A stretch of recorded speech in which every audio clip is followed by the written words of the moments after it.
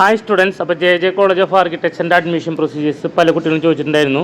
അപ്പോൾ മഹാരാഷ്ട്രയിലുള്ള കോളേജാണ് J college of architecture. B Doshi പഠിച്ചു എന്നതുകൊണ്ടാണ് പല കുട്ടികളും ഈ ഒരു കോളേജിൻ്റെ ചോദിക്കുന്നത്. സർ, ജെ കോളേജ് ഓഫ് ആർക്കിടെക്ചറിലാണ് ബി ദോഷി പഠിച്ചത്. അപ്പോൾ ആ കോളേജിൻ്റെ അഡ്മിഷൻ പ്രൊസീജിയേഴ്സ് എന്ന് പറയുമ്പോൾ ബേസിക്കലി പകുതി സ്റ്റുഡൻസിനും മഹാരാഷ്ട്ര സ്റ്റുഡൻസിനാണ് സീറ്റ്സ് കിട്ടുക. ബാക്കി പകുതി സീറ്റുകൾക്കാണ് ഔട്ട്സൈഡ് സ്റ്റുഡൻസിന് എലിജിബിൾ ആയിട്ടുള്ളത്.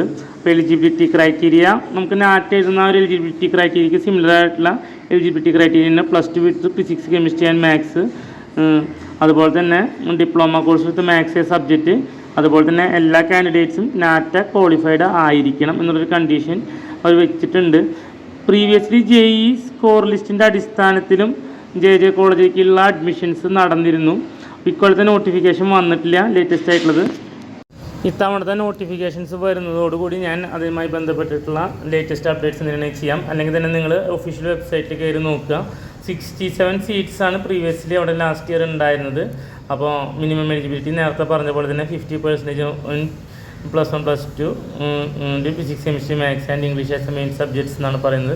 അതുകൂടാതെ നേരത്തെ പറഞ്ഞ കണ്ടീഷൻസ് ഡിപ്ലോമ കഴിഞ്ഞിട്ട് കുട്ടികളാണെങ്കിൽ മാത്സ് സബ്ജക്റ്റ് ആയിട്ടുള്ളവർക്കും ഇതിൽ പങ്കെടുക്കാം. Valid score obtained in NATA bar JEE main എന്നാണ് ജനറലായിട്ട് അവർ കൊടുക്കുന്നത്.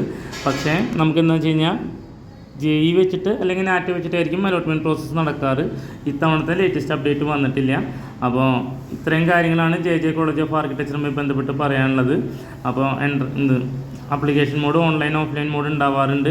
അപ്പോൾ നമുക്ക് എന്തായാലും ഇൻട്രസ്റ്റഡ് ആയിട്ടുള്ള കുട്ടികൾ അതിൻ്റെ ഒഫീഷ്യൽ വെബ്സൈറ്റ് ലിങ്ക് ഞാൻ ഡിസ്ക്രിപ്ഷനിൽ വെക്കാം. അതിൽ കയറിയിട്ട് അലോട്ട്മെൻറ്റ് പ്രോസസ്സ് സ്റ്റാർട്ട് ആകുമ്പോൾ നിങ്ങൾക്ക് കയറി അപ്ലൈ ചെയ്യാവുന്നതാണ്. ഔട്ട്സൈഡ് മഹാരാഷ്ട്ര സ്റ്റുഡൻസിന് സ്പെഷ്യൽ പ്രൊസീജിയറാണ്, നിങ്ങളത് പ്രത്യേകം ശ്രദ്ധിക്കണം. ഇൻസൈഡ് മഹാരാഷ്ട്ര സ്റ്റുഡൻസിൻ്റെ സെയിം പ്രൊസീജിയർ അല്ല ഔട്ട്സൈഡ് മഹാരാഷ്ട്ര സ്റ്റുഡൻസിനുള്ളത്. Okay, thank U.